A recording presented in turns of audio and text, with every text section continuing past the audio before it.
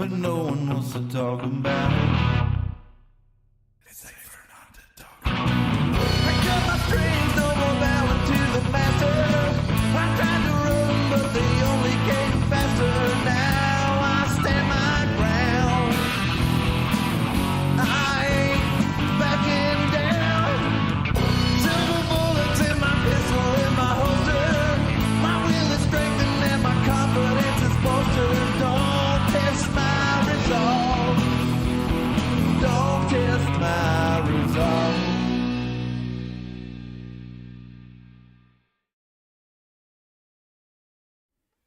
Hello, everybody, and welcome to the Iron Mountain Hour.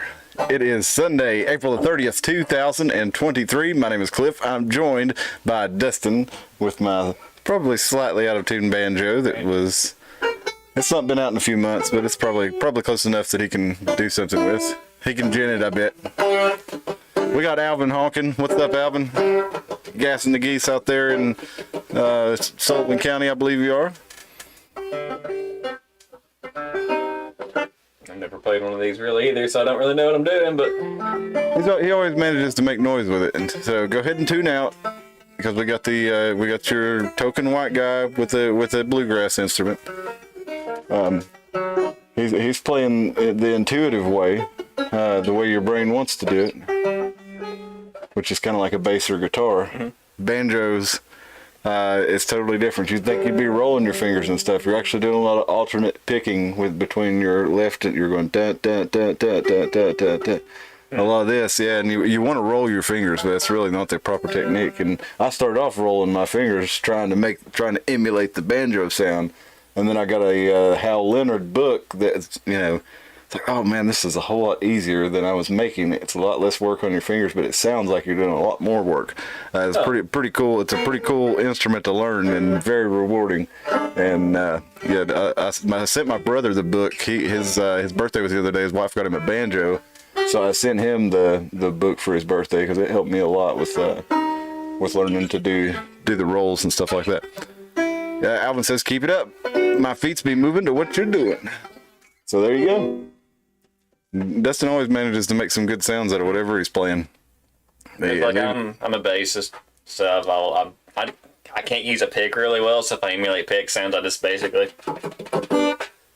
I've started to learn a little bit just to know. The other technique is to play with your the backs of your fingernails and then your thumb on the G string.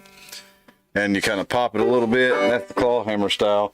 People learn to play like that after playing out in the fields all day. They'd come back in and play guitar and banjo. They couldn't, do a 3-finger style or even a 2-finger style because their hand wasn't moving enough. So they do like this with their hand in the shape of, some people call it hoe hand banjo, hoe hand guitar. But it's a cool style too. It gives it a real nice rhythmic style. And then when you hear that, real brash, bluegrassy in your face like flat and Scruggs, Scruggs style or 3-finger banjo, that's kind of your standard in bluegrass banjo now. But there's a lot of people playing 2-finger too, but either way, it's a real fun instrument. A lot to go into on it. But Alvin likes what you're doing. Long story short. Also, I want to remind you, go ahead and like the video right down there. Go ahead, subscribe to the video. Right around Dustin's groinal area. It should be the... Touch my bell, boys. It should be the bell there.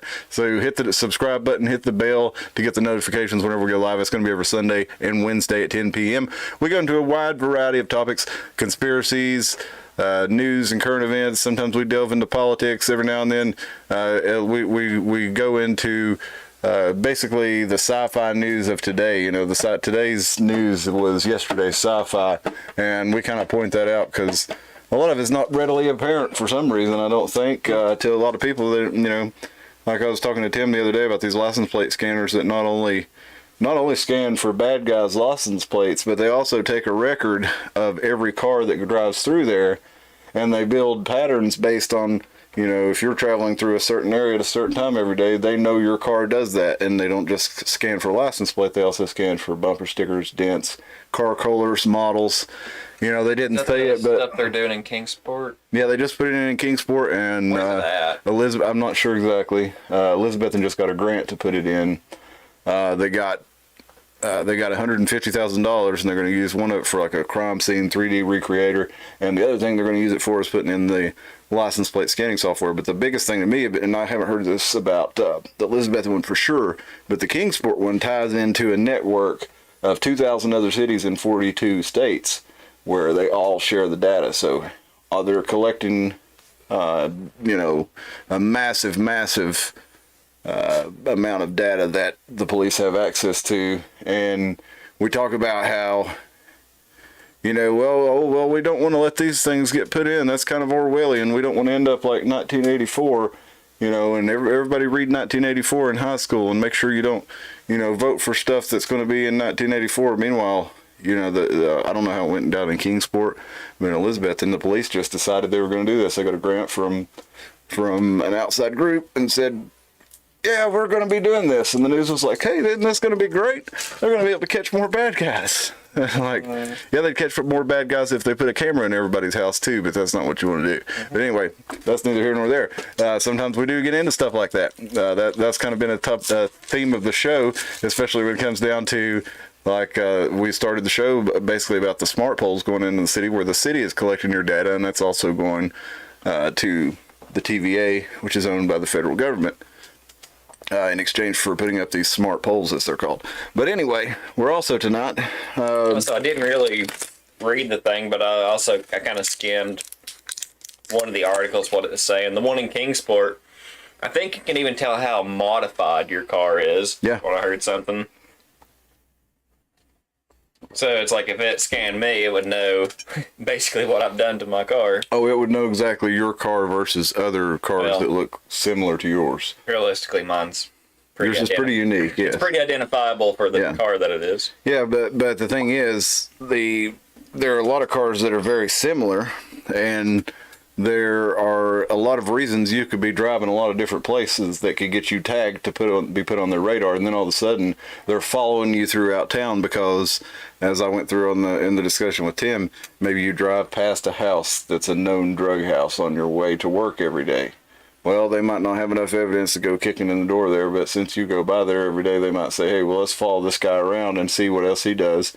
And then they catch you on another camera, maybe passing with somebody else that's a known associate of the people who go over there. They say, oh, we've got him now because his car went over here and parked right next to a guy who was a known associate there. So then they start following you every more. There's all kinds of things they've come up with for reasons to follow you around and collect your data. But regardless of whether you've done anything, they're collecting it, and they're making notes of all the different vehicles that come through there, what time they go through there, all that different stuff. So I'm not a fan of that. I think it's over. It's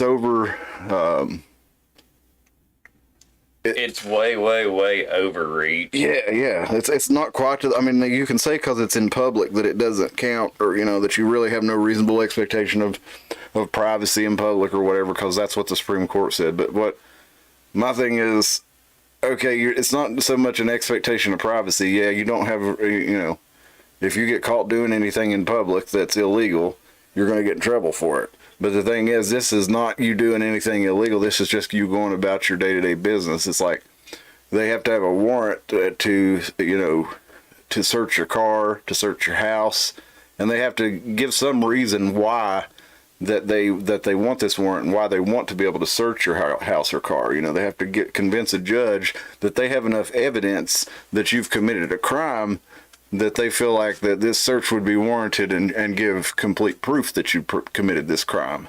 And they have to say exactly what they're trying to find, who they're trying to find it for, and why they're trying to find it. And it's not perfect. It still makes a lot of mistakes, but it's a check to make sure that people aren't just abusing their power or aren't just doing things for petty reasons. But this like personal stuff, like, I mentioned on the show the other day, cops taking revenge on an ex-girlfriend or something, using this system to make your life hell. But what it ultimately comes down to is like, yeah, you don't think the cops that are in power right now are going to use this system for a bad thing, but you're giving the next generation of police and whoever they work for the tools they need to track you wherever you want to go. So that's what I'm saying. We're like, oh gosh, we wouldn't want to be 1984, but oh, this will help the police catch the bad guys, you know. You're like, it's exactly what it is. Yeah, it's really worse. And Because in 1984 they had to hide the fucking camera under the picture frame, you know. People. It's way worse than that now. We carry everything around with us anyway. We already have the spy devices with us, but you can opt out of that, and I guess you can opt out of these because you can drive around and you know, not shop in areas where they are, and the businesses down there. Eventually, if you tell these businesses why you're not shopping down there, they're going to say, "Hey, we're losing a lot of business to people not driving downtown because they don't want to be tracked and traced because they've gone through a particular area." Will people actually do that? I don't know, but I think you should. If you care about things like this, you know, find out where those things are and avoid those areas altogether, and tell those businesses that you don't shop there because of it. I mean, it's not much, but if people do it, it hit people in their pocketbooks and show them you don't support this kind of things. It'll go away. Mash the cell phone daddy. You're right, Alvin. Tonight I just poured me a little sip here of Tennessee Mellow Moon from our friends over at East Tennessee Distillery. This is their 100 proof Sip and Shine. Dustin, if you'd like one there, you can have one. This is their 100 proof Sip and Shine. It's good stuff, so definitely holler over at the friends at Tennessee Mellow Moon and East Tennessee Design. Wilbur's doing the graphic work over there. ASMR. There you go. Put it on repeat. Make you a beat out of it. Yeah, there you go. Now somebody mix that into a beat and make us a song out of it. All the sounds there that Dustin did. So here's to Tiny out there at East Tennessee Distillery and our buddy Wilbur. Now they didn't give me this whiskey. I bought it. I just figured, you know, I'd mention what cool guys they were, and Wilbur, I've done business with him, and he's been on the show, so I just thought I'd remind everybody to check him out there at East Tennessee Distillery and East Tennessee Design. So, Tiny and Wilbur, this one's to you. Thanks, guys. And it's supposed to be sipping whiskey, but that's how we do it here in the Iron Mountain. That's how the Iron Mountain boys do it.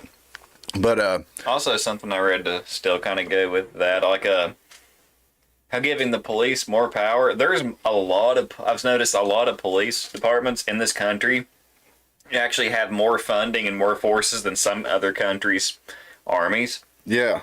Yeah, I've heard that. I mean, I don't know the stats on it, but, and especially when the military gives a lot of their old gear directly to the police departments. Oh yeah, and so they have, you know, I'm not for the, you know, really, Tim told me I was anti-police, and to a degree, I guess he's right. But what I was saying is, you know, I'm not against having somebody who takes care of keeping the bad guys off the streets and whatever. But I think there's other ways to do it other than state funded and.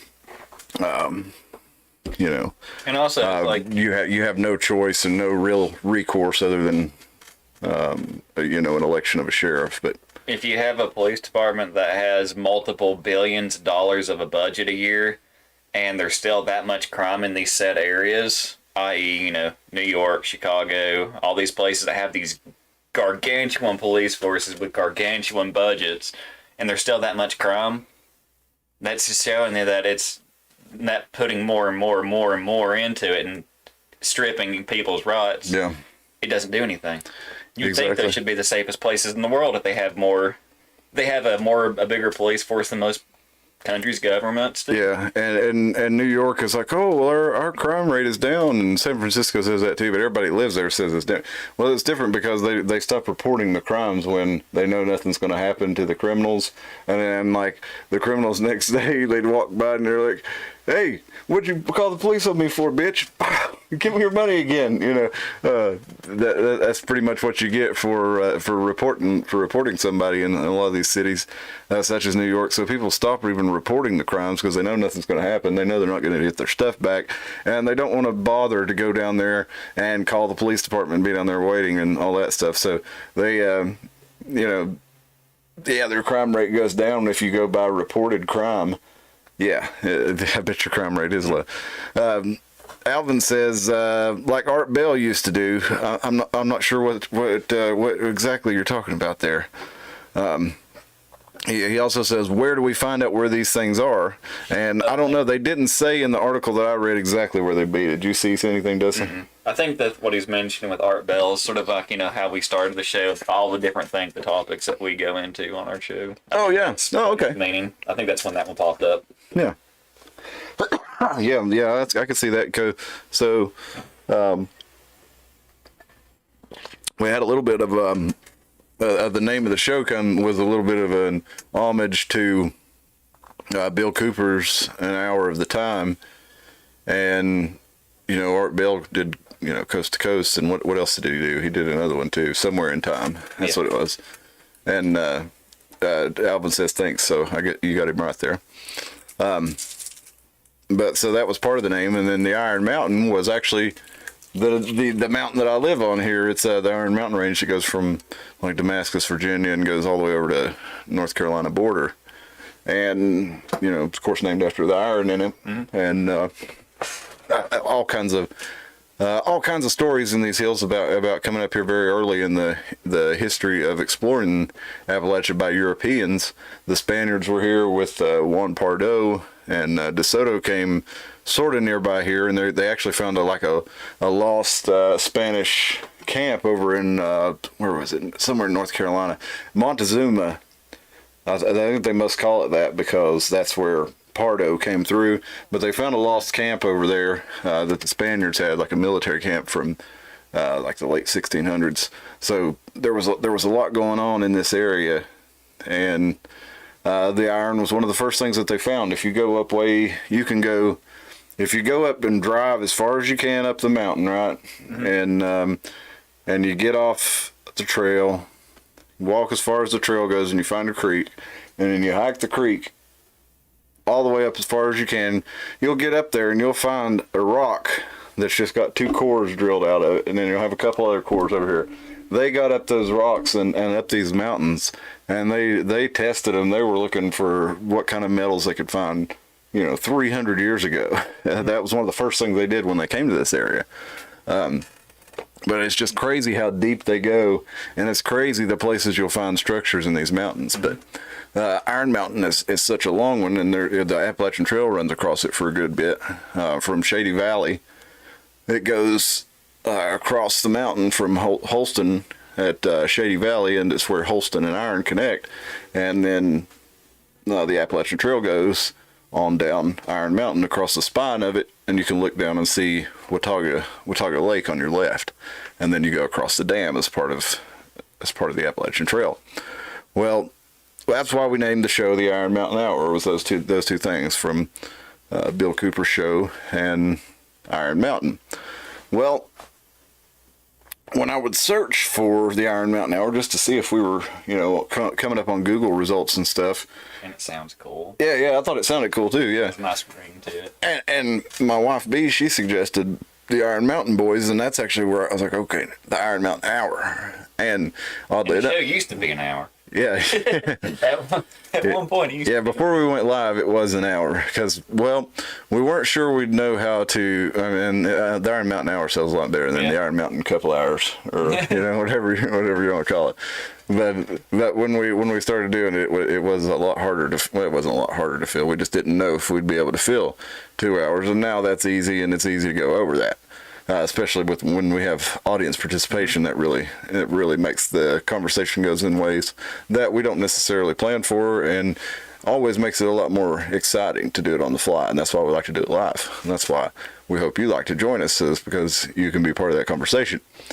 But when I would search for the Iron Mountain Hour, I wanted to look and make sure, first of all, that there wasn't another show called that. I wanted to make sure I wasn't taking somebody's trademark thing. And there was like, Iron Mountain is like a paper shredding company around here, like a digital. They're like whatever it is, data deletion, paper shredding, this kind of stuff.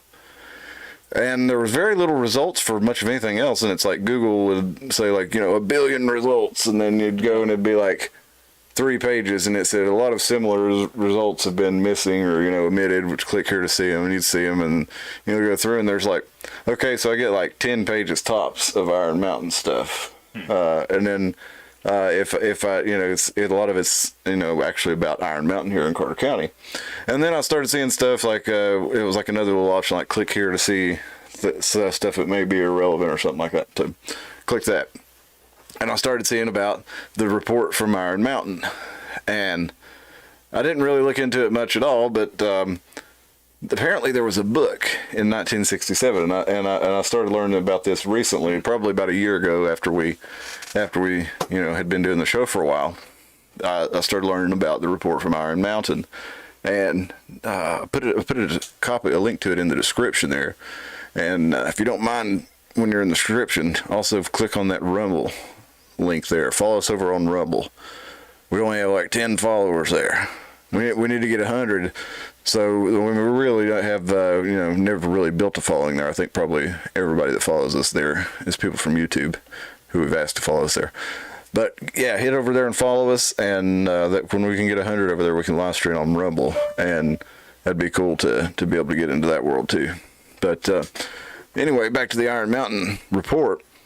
So this was a book that was published in 1963, and it was published by the Dial Press, or 1967.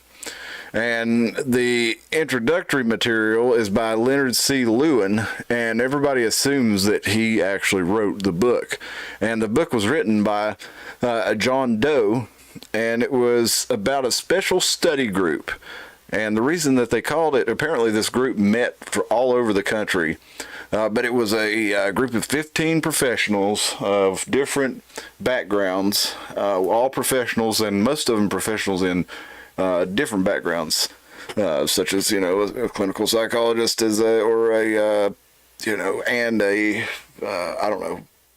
neurosurgeon, something like that. Anyway, but a lot of these people were, here, let me find this section of the report here, and I'll give you a bit of an example. I did put this in the description of it. It's only like 78 pages long, or 79 altogether. So it shouldn't take you long to read it if you're interested. And so here we go. He says, what can you tell us about members of the group? Now, a lot of people speculate that this is Lewin talking to himself, so this is the question and answer. But supposedly, Lewin is talking to John Doe, who actually wrote the book. And this book was, it was supposedly, this group met in all these different locations under the country, and in this one, the most common one was in Iron Mountain, New York, which was a nuclear fallout shelter. It's basically like the Cheyenne Mountain of the time, in the 70s, I guess, and 80s, they had Cheyenne Mountain and the Mount Weather, and I'm sure they still use all that, but that wasn't like... the fact that they let us know about them means it's probably not active anymore, the main one that they would take the president to or anything like that. So yeah. Anyway, this one was Iron Mountain, and it apparently was at the time such a location. But they met it there most frequently, and I think this was the last one that they met in. And the things that they met about were... with war, basically the United States is the most dominant force in the world now. With war basically being, the United States has the power to basically unilaterally stop anybody in a direct war at this time. It's like, so we have actually the chance for a lasting peace. It's like, but we've never really had this before. There's never been anybody so dominant in the history of the world, even like Khan, Genghis Khan and stuff. He got stopped eventually, but like we're at the point now, nobody can stop us. Nobody can, Russia is our next biggest empire, and we're way ahead of them. Of course, this was, middle of the Cold War. But anyway, they got together and they said, what if we don't have war anymore? What if we just keep on? Like, how's this going to affect the country? And they came to the conclusion, basically, that no, we need war. We've always needed war to basically keep order in society, keep people ready to do what their government tells them. They need something to be afraid of. So if we come to a position where we really don't have to have war anymore, and we decide, okay, let's not have war anymore, we're going to have something to replace war for its social purposes. And, you know, basically this is what our whole society is built on. What else are we going to do? So the group that he's talking about here, he says, what can you tell me about the members of the group? He says, I'll have to stick to generalities. There were 15 of us. The important thing was that we represented a very wide range of disciplines, and not all academic. People from natural sciences, the social scientists, even the humanities. We had a lawyer and a businessman, also a professional war planner. Also, you should know that everyone in the group had done the work of distinction in at least 2 different fields. The interdisciplinary element was built in. It's true that there were no women in the group, but I don't think that was significant. We were all American citizens, of course, and all I can say in very good health, at least when we began. You see, the first order of business at the first meeting was the reading of the dossiers. They're very detailed and not just professional, but also personal. And it goes on down to that he said most of us had abnormally high uric acid concentrations in the blood, and none of us had ever had the experience of public inspection of credentials or medical reports or anything. And it says basically they were supposed to, you know, make all their own decisions without outside rules, and that they were basically being funded to do this by the government because the government didn't want to be caught doing this. There were a lot of these think tanks going on. It was probably one of many that were happening at the time. But he's wondering why they didn't just call it like Operation Olive Branch or something like that. And he says that the 15 of them were, he gives these names like Arthur Abel, who's a historian and political theorist, and Bernard Baker, and it's all, you know, aliases. And he's John Doe, of course, and so on and so forth. Thomas Taylor, Samuel Smith, Richard Rowe. And they said, I like the alliteration, at least. With oh yeah. Yeah. So evidently these folks were, you know, prominent people in their field who, you know, if they'd used their real names, they'd been recognized, and they were basically met to decide what can we do instead of war. And, you know, you get into when this came out, there was first I think they went to the dude Lewin and said, you know, I think it was a reporter went to him and said, you know, tell us about this. And he said, oh yeah, you know, this is what happened, and blah blah blah blah. And then I guess a reporter went back to him another time to talk to him, and he said, no, this is satire. You know, it's a work of fiction, but it's, you know, meant to make the bigger point or something. So it was kind of lumped in there with Animal Farm and 1984 and things like this. He said, no, it's kind of an allegory. And actually, I think at one point in time, the Guinness Book of World Records actually had this as the #1 or the world's record for the biggest book hoax or something like that. And so there was this book was huge in 1967. I think it was like the #1 New York Times bestseller. So let me look that up real quick. Let me just make sure that's right. But it was definitely huge.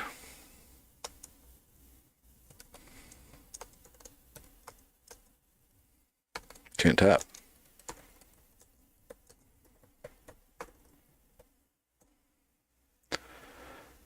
Let's see. See if it says bestseller. Because when I've looked up things about it, like I'll find that, oh yeah, there was this big bestseller. It was called The Report from Iron Mountain on the Possibility and Desirability of Peace. And yeah, if you look at it on Amazon, it says the best-selling secret government report from Dial Press. Sparked immediate debate on whether it was, you know, satire or real. But let's look at some of the sections of the report from Iron Mountain, because we can't really tell, but we can imagine based on documents like Rebuilding America's Defenses, that is a real document. Now, this was done by a similar such think tank in the late 1990s. They started in 1997 when, and we'll get into why this is significant. While the left-wing political faction was in charge, Bill Clinton and the Democrats. While they were, they were doing war, and they were still bombing Iraq occasionally. They were bombing Bosnia and doing the whole Kosovo war stuff over there.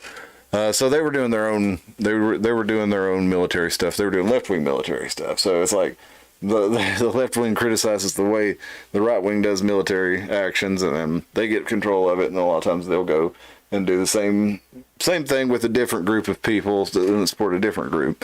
But anyway, so while the left wing was currently in control of the military at the time, we just got out of the first Iraq War. It was one of those wars where it was kind of like, well, we've got all this, new tech. We've got all this, we got to keep the boys sharp. So let's see if we can't provoke Saddam Hussein to do something over there. But basically, it's kind of what happened. They gave Saddam, the United States gave Saddam the blessing to go ahead and take action against Kuwait, drilling horizontally underneath across the border to get their oil.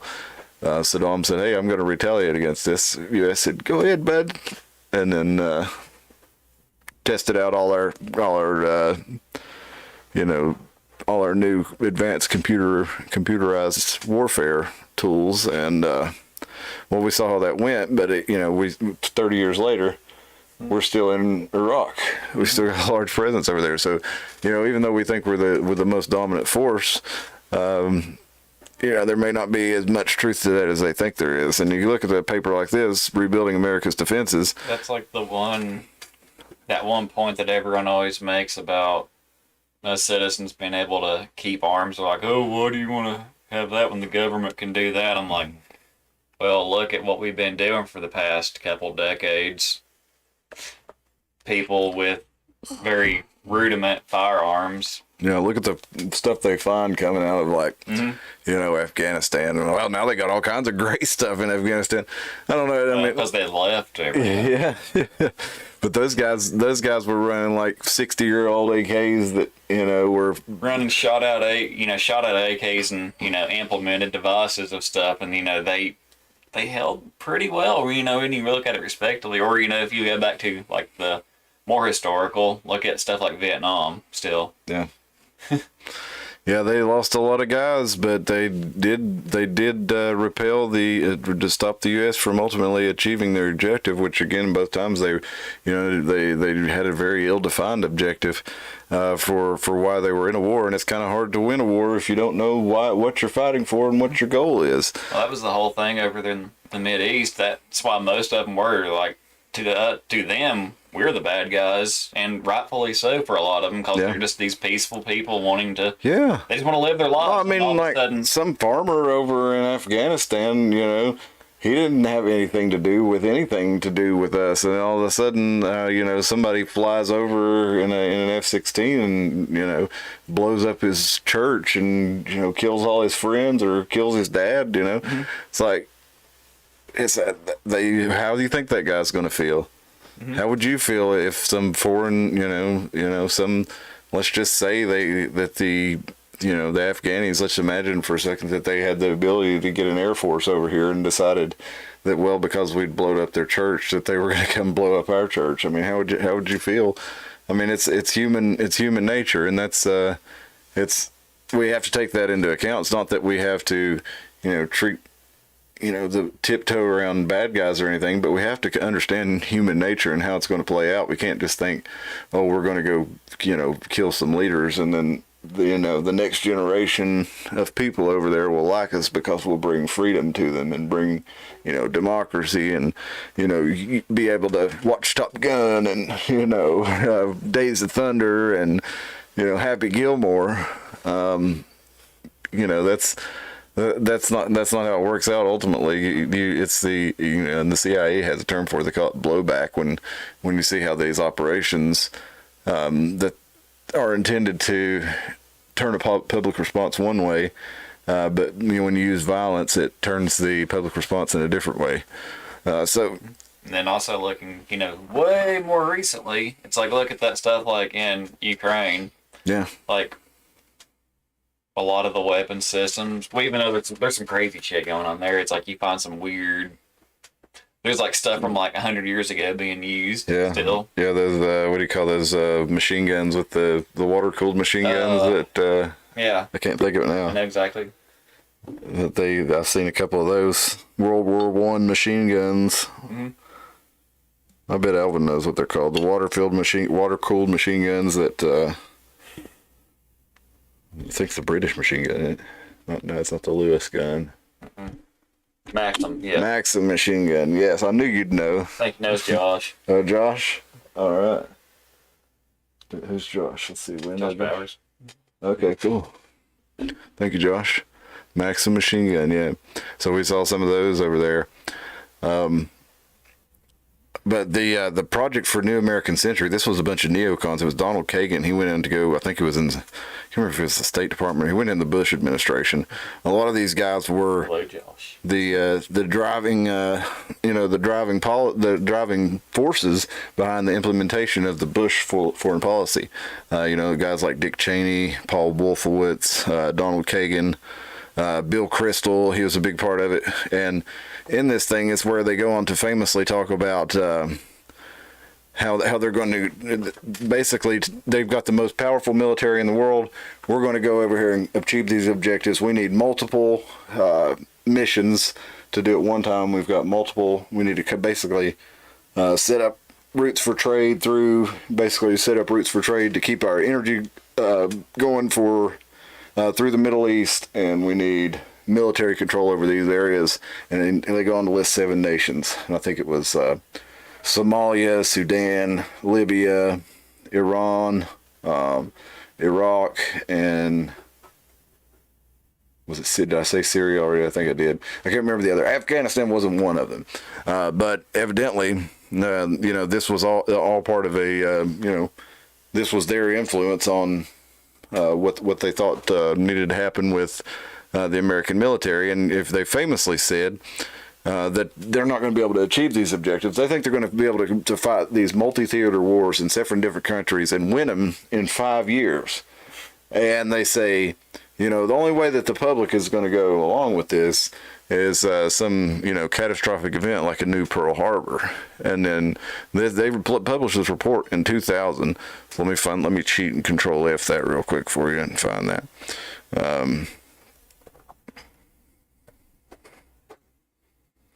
Here we go. So it's on page 51.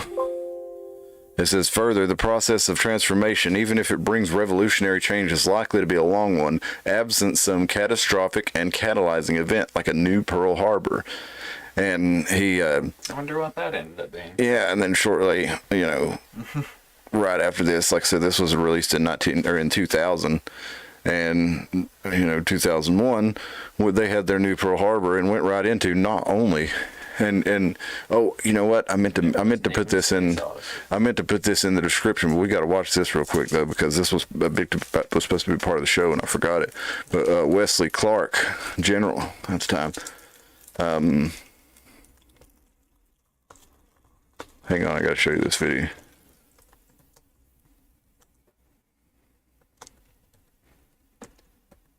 Now, this was Wesley Clark after he was a former general. Right after 9/11. He was going back to, okay, just listen. I'm going to put this up here. Let me know you can hear this. And here we go. General Wesley Clark. Right after 9/11, about 10 days after 9/11, I went through the Pentagon and I saw Secretary Rumsfeld and Deputy Secretary Wolfowitz. I went downstairs just to say hello to some of the people on the Joint Staff who used to work for me. And one of the generals called me in. He said, "Sir, you got to come in. You got to come in and talk to me a second." I said, "Well, you're too busy." He said, No. He says, "We've made the decision. We're going to war with Iraq." This was on or about the 20th of September. I said, "We're going to war with Iraq. Why?" He said, "I don't know." He said, "I guess they don't know what else to do." So I said, "Well, did they find some information connecting Saddam to Al-Qaeda?" He said, No. He says, "There's nothing new that way. They just made the decision to go to war with Iraq." He said, "I guess it's like we don't know what to do about terrorists, but we got a good military and we can take down governments. And he said, I guess if the only tool you have is a hammer, every problem has to look like a nail. So I came back to see him a few weeks later, and by that time we were bombing in Afghanistan. I said, are we still going to war with Iraq? And he said, oh, it's worse than that. He said, he reached over on his desk, he picked up a piece of paper, and he said, I just got this down from upstairs, meaning the Secretary of Defense's office today, and he said, this is a memo that describes how we're going to take out 7 countries in 5 years, starting with Iraq and then Syria, Lebanon, Libya, Somalia, Sudan, and finishing off Iran. I said, is it classified? He said, yes, sir. I said, well, don't show it to me.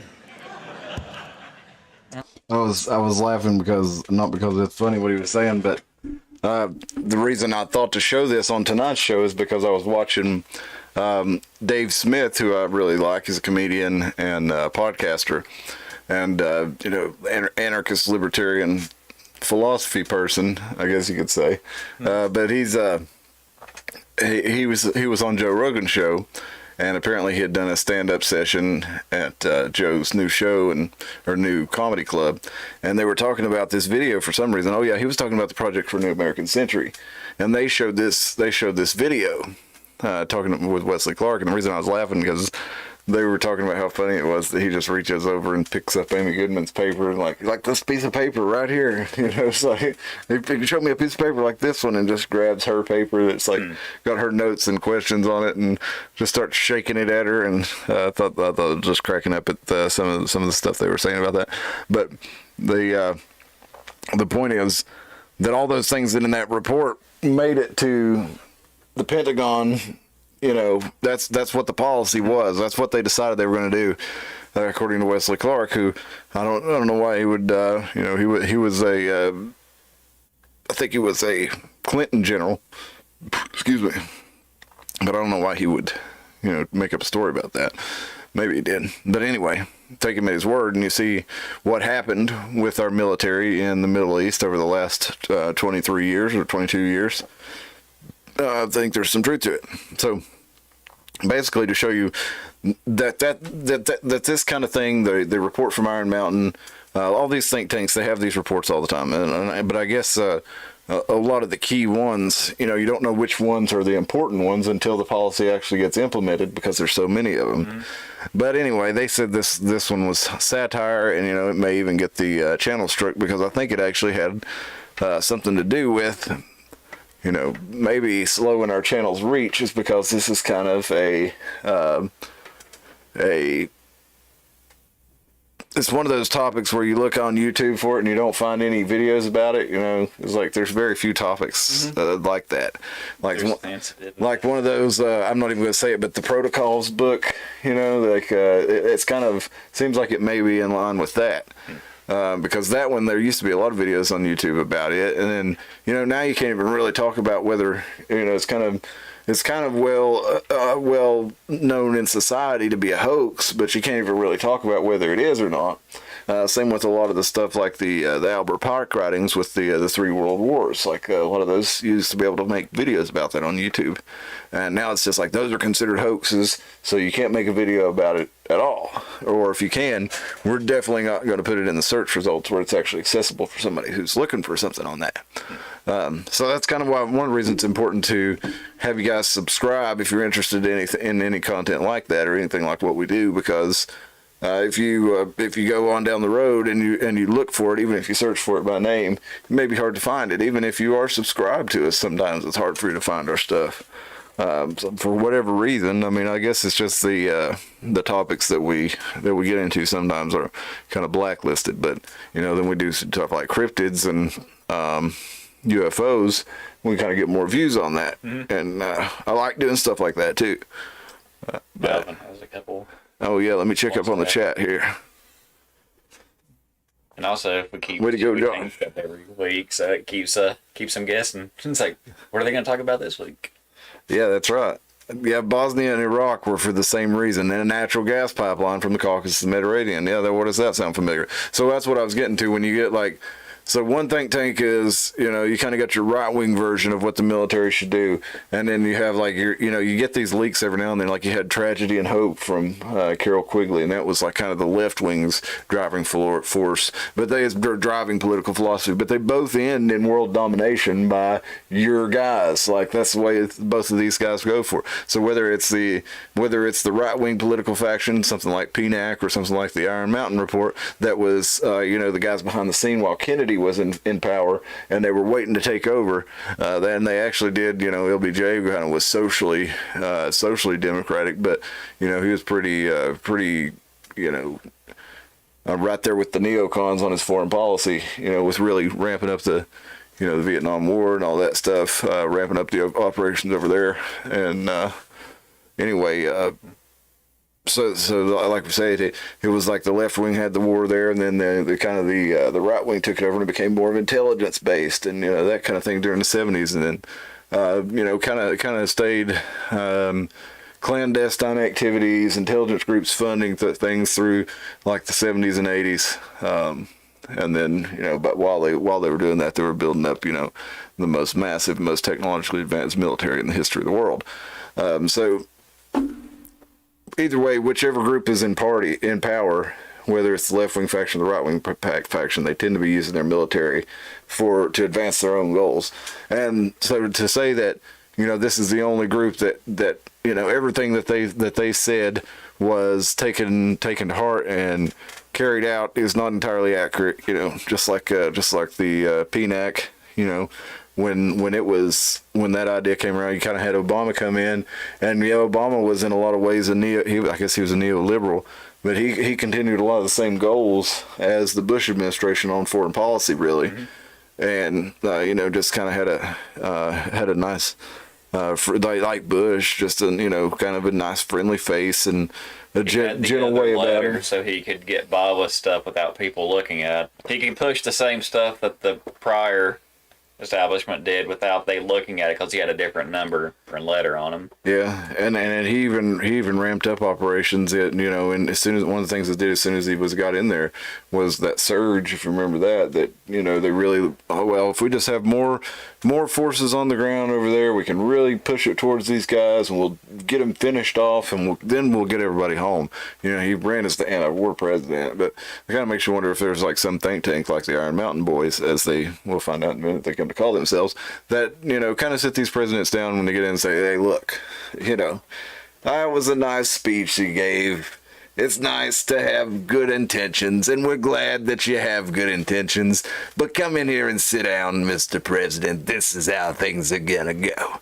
You ever see the movie Network when the guy, I can't remember the guy's name, but the character, he's the talk show host, or he's the show host, and he hits him too hard. He says, such and such, this guy's connected to this guy who owns this company, and they sold this many of their shares, and this is going to give total control of the media to this.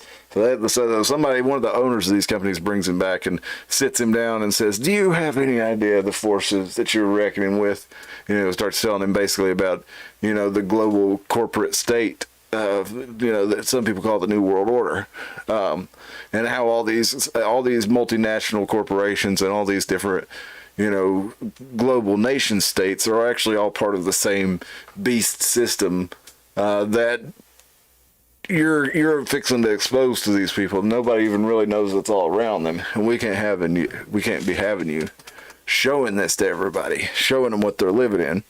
So it was a really good scene from that movie, but I feel like that's what happens to the president when, even somebody like, Trump. He for example, I don't know how sincere he was on the anti-war stuff, but he went in talking a good game on ending the wars, and he was winding them down and stuff. But he did do a lot of drone strikes, and he did do a lot of continuing to fund weapons to other groups and stuff like that. But I honestly don't have enough information to be critical one way or another on him for that, because they were winding the thing down, and I did see that they were hiding the number, that the military and the intelligence were actually hiding the number of soldiers that were in Syria from him. So when he was telling them to remove people, there's, oh no, sir, we've only got 200 people there, and like they actually had 2,000 because they were at this one place. And so he's saying, yeah, I'm moving these troops out of Syria, and they're like, later they were, as soon as he got out of office, they were telling Time Magazine about how they, tricked him. Well, we got him. We kept all these soldiers in Syria that he didn't know about. So anyway, but regardless, the activity with the war machine kind of goes on, and it kind of makes you wonder when you see things like this report from Iron Mountain, if maybe this is something, if there is something to this. But they met, monthly for, a couple on the weekends. They would meet together like 2 to 4 hours a day, 2 days in a row. And they would basically lay out all these talks. What you're going to do, they did something called peace games. And this I thought was particularly interesting when we were talking about, collecting data on people. And we've talked so much about the sentient world simulation that DARPA wanted to create, and I'm sure they have created by now, with their LifeLog program. The LifeLog program that famously was closed down the day before Facebook started. That the goal of this LifeLog program was to collect data on each individual person, have them actually upload the data themselves, with pictures, journaling, blogs, messaging to their friends, all this different stuff. So where you're collecting, and I'm sure it's grown beyond their wildest dreams. If you imagine social media now, where you're liking things, you're sharing things, they can see how much time you're spending on each thing, how long your eyes are lingering on certain parts of the screen. They've got a data statistician's dream when it comes to stuff like that. And then even the easy stuff, like the little things. He gets like, answer these 4 questions and find out what flower you are. Yeah. Like these things are like, when's your birthday? Yeah. When's this? What's your mother's maiden name? So they're constantly collecting all different kinds of data that people, the government 50, 60 years ago could only imagine the multitude of information that they collect on us now. And it's not just the government, it's corporations, hell, even you go to Food City, think about it, they got your value card, they know everything you've bought the whole time you've been a Food City shopper. I mean, shoot, I've been shopping at Food City for how long? I've been shopping at Food City for probably 25, 30 years. So I've had a few different value cards over the year, but ultimately Food City has a lot of my data. They know a lot of the things that I've bought. They've got a lot of information on me. Same thing with Walmart, all these other ones. But the main thing is like, okay, Walmart, if they decide suddenly I'm not allowed to shop at Walmart anymore, well, I can go to Food City. If Food City decides I can't shop there, I can go somewhere else. But when the government has this on you, they can tell everybody you're not allowed to shop there. They can tell everybody you're not allowed to spend your money at all, or what you're allowed to spend your money on, or where you're allowed to go. So that's one of the reasons these things are so dangerous. But this sentient world simulation they wanted to build was to take all this data and decide, make a model of you, like a voodoo doll of you, and put this information together to have a simulation that say what would happen if there was a stock market crash. How is Cliff Brooks going to react? How's Dustin Goff going to react if there's a stock market crash? What are they going to do with their money? What are they going to do with their time? Are they going to, they're going to have our information based on everything we've done in social media, everything we've done with probably our email, our cell phones, any electronic device, anywhere we've gone. They're going to collect this data and use it to, and they can probably just buy it from Google and Facebook, so the government probably has all that data too. They probably just buy it. But at any rate, they have all this data. They've created this carbon copy pretty much of you, of your personality, of your likes, your dislikes, your porn history, whatever you're into. they know it about you, and they have a pretty good idea how you would react to a given situation.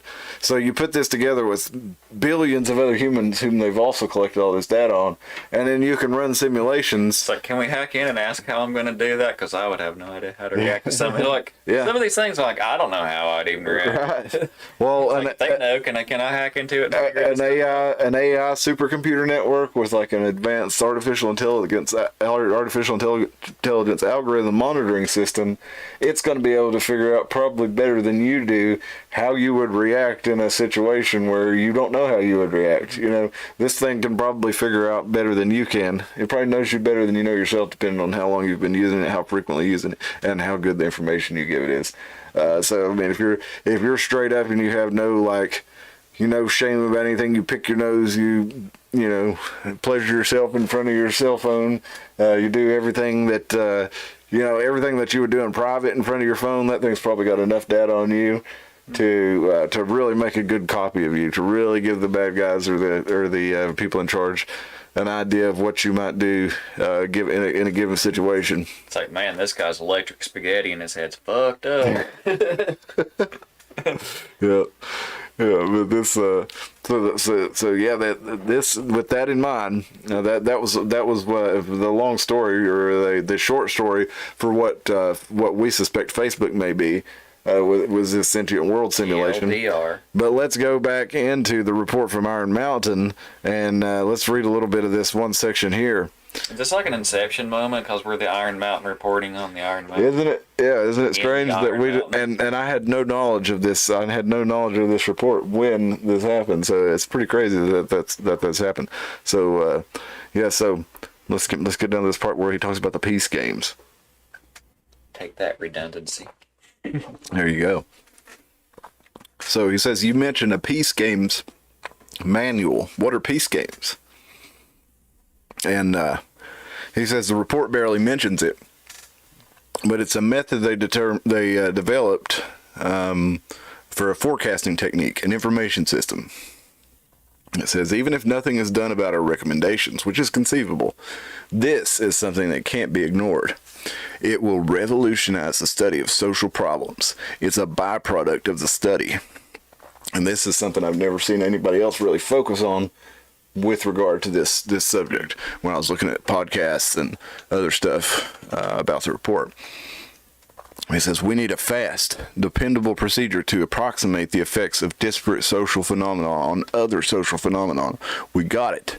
It's in a primitive phase, but it works. How are peace games played? Are they played like Rand's war games? You don't play peace games like chess or Monopoly any more than you play war games with toy soldiers. Use computers. It's a programming system. Now remember, this is in 1967 when this came out. They started working on this in 63. It's a programming system, a computer language like Fortran or Algol or Jovial. Its advantage of its superior capacity to interrelate data with no apparent common points of reference. A simple analogy is likely to be misleading, but I can give you some examples. For instance, supposing I was asked you to figure out what effect a moon landing by U.S. astronauts would have, say, on an election in Sweden, or what effect in a change in a draft law, a specific change, would have on the value of real estate in downtown Manhattan, or a certain change in college entrance requirements in the United States on the British shipping industry. You would probably say first that there'd be no effect to speak of, and second, there'd be no way of telling, but you'd be wrong on both counts. In each case, there would be an effect, and the peace games method could tell you what that would be quantitatively. I didn't take these examples out of the air. We used them in working out the method. Essentially, it's an elaborate high-speed trial and error system for determining working algorithms, like a most sophisticated type of computer problem solving. So it's like some weird butterfly effect kind of deal going on. Yeah, they even by the kind of data they were able to collect in the 60s, they were able to come up with something that worked, according to this report, if you believe this. But, I mean, we were talking the other day, a couple weeks ago when we did the AI episode. Considering the computing power they had was bigger than this house, to have a fraction of the power we have in one of these, and they could still, you know, with all this, if it were, you know, true and how it were stated out, it's like, that's kind of impressive. Well, you got to think, man. This was like transistors and solenoids and like, you know, still a lot of mechanical components to the computers too. Like you think about what computers are now, when we're getting into quantum computers and, you know, some of these, you know, even these publicly available GPUs and the power in some of these things and the amount of storage. Like, dude, I bought an 11 terabyte solid state drive with no moving parts. You know, 11 terabytes. You have any idea how much data 11 terabytes is? I mean, it's not even that much now, but you know, it's just, I mean, it gets less and less each time, but compared to what they had back then, you know, you're talking you know, a unit the size of this house to have a couple of megabytes probably in data. Yeah. But they, you know, like I said, but even back in '58, they had primitive artificial intelligence devices. Machine learnings where, you know, the machines would figure things out and solve problems without human input. They had this figured out when these were still like basically punch card, you know, the evolution of World War II punch card systems.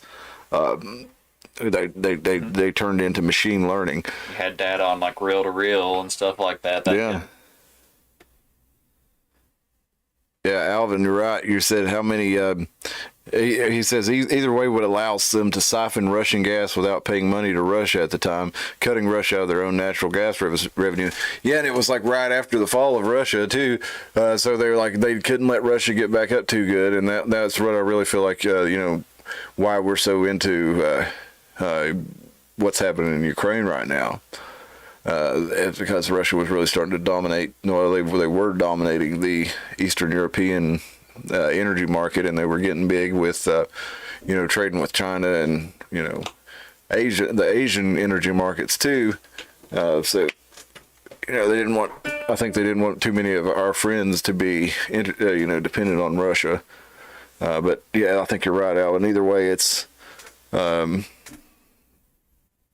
cutting Russia off from supplying energy to people that we want to be our friends and not Russia's friends. How many conspiracy theories have been proven to be not theories in fact, but fact? Yeah, you're right, Alvin. I would like to, we need to do that on episode one night with Chat GPT. And that was something me and a buddy of mine were talking about, like different things we could do with Chat GPT, like to really like fry its brain and stuff. But like talk about that was one that we came up with was, let's ask it about conspiracy theories that you know that logically the only you know that's the only answer that makes sense. But if you take the, you know, official story, you know, it just doesn't make sense and there's no logic to it, and the computer would have to admit that. Yeah, Ukraine gas supply to Europe. Yeah, that's right. That's right, Alvin. Let's see. All right, so let's get into a little bit more of this. They're talking about how this is the predecessor to DARPA. He's talking about ARPA, the Advanced Research Project Agency of the Department of Defense. That was before it was actually called Defense Advanced Research Project Agency. But they were the ones running these, you know, conversational exercises that were they called games. But basically, they were trying to figure out what would happen, you know, if a certain thing happens. This is what the military was working on at the time. One of the reasons they were working on it is because they had determined, much like in the movie or in the book 1984. He goes into why is war necessary. It's like, why do we have to fight East Asia? Why do we have to fight Eurasia? You know, I thought we were at war with East Asia. Why are we fighting Eurasia now? And East Asia is our friend. And we see a lot of that, you know, with like us going to Afghanistan, arming the Mujahideen because they were fighting the Russians, you know. So the Mujahideen were our friends. And then 20 years later, you know, we're over there fighting the Mujahideen with the weapons that they took from the Russians that we helped them kick out, you know, and then they use those weapons that they took from the Russians to keep us from really being able to dominate the area. Finally, we did dominate the area after 20 years, and then you know, rather than remove our people in a way that gave the locals there some chance to hold on. They just went out in the dead of night, retreated, left the dogs there, left the Air Force base, the most important Air Force base over there. It's like, so I'm not one for, I don't think we should be in the war in the Middle East, but if you're going to pull out, like, that's kind of the last thing you should do, is like abandon the Air Force base that, allows you air superiority over the whole thing while you're doing the retreat. You should want to maintain air superiority over.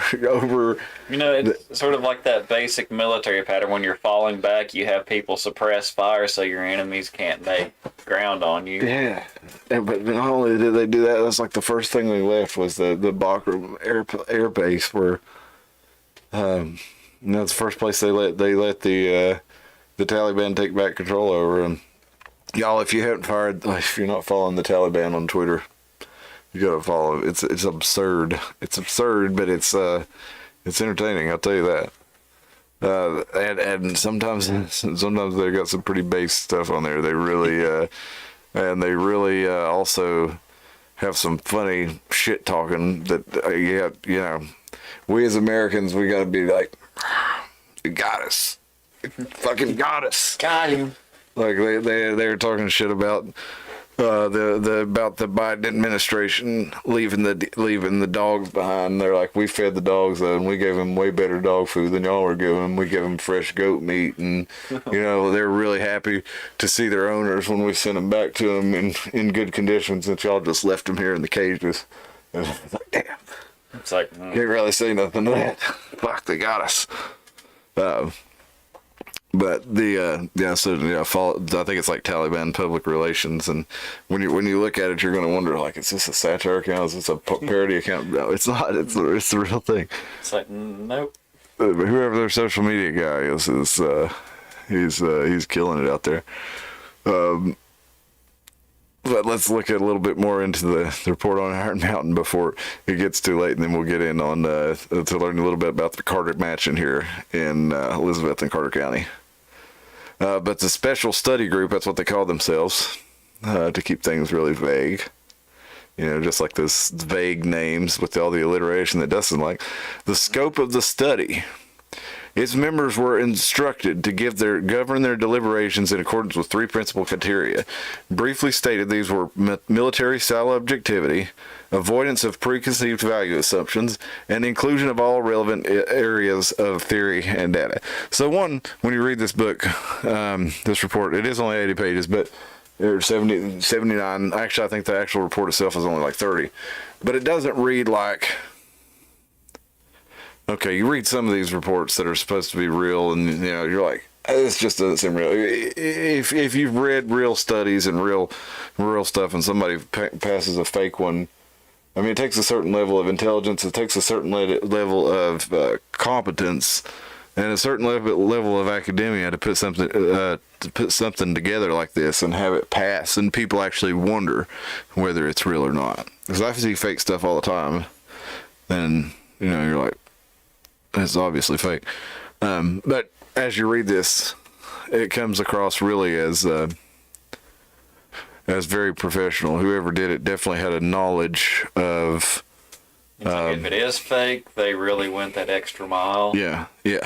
And to the idea that somebody could have put this together by themselves with all the footnotes they have, because that's what most of it is. Like, the rest of it, after you finish the report, like, most of it is footnotes for everything that they cite in here. So it's like one guy, if he did it, he had to know a lot about all these things in order to even be able to. And it's basically said in the mid-'60s, when you had to have every bit of it on paper, or know exactly where it was. You couldn't just be like, oh, Wikipedia. Yeah, exactly. They throw in your citing your sources. Yeah, you had to know what you're talking about. Like when we used to do research papers.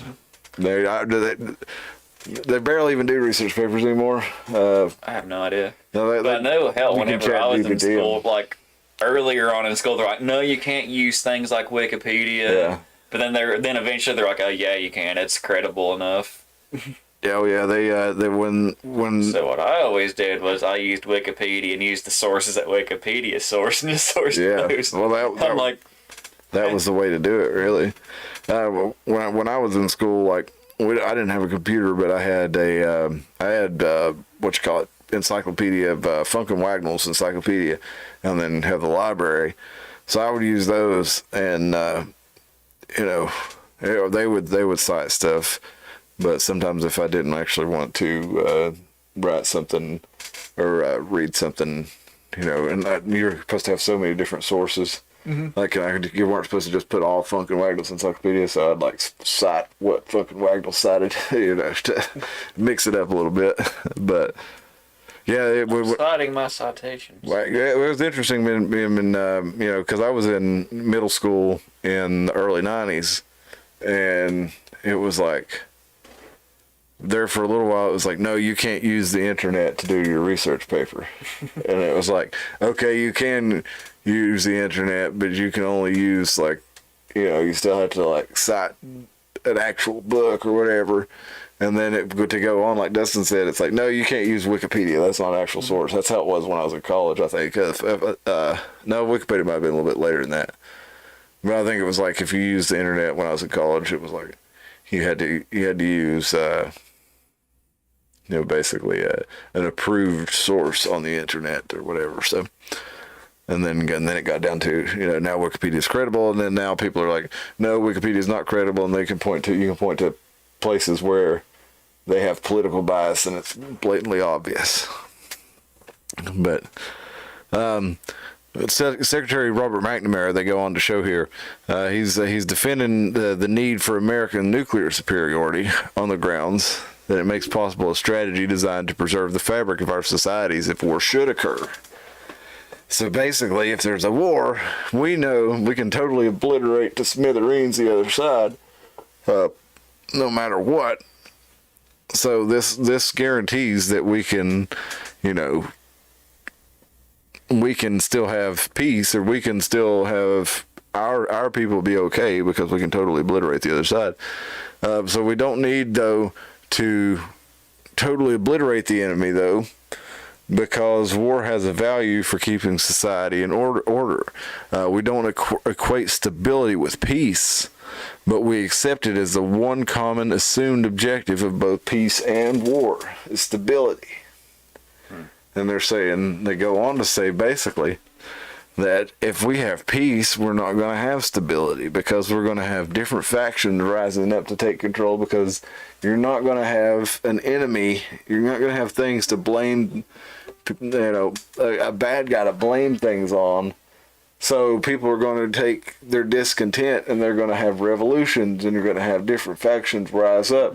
They're going to take over their governments, and you're going to have all over the world, you're going to have these different factions rising up and taking control of their governments, and they're going to decide, well, we didn't make these deals, to sell this oil to you guys, or we didn't make this deal to let you guys trade through here.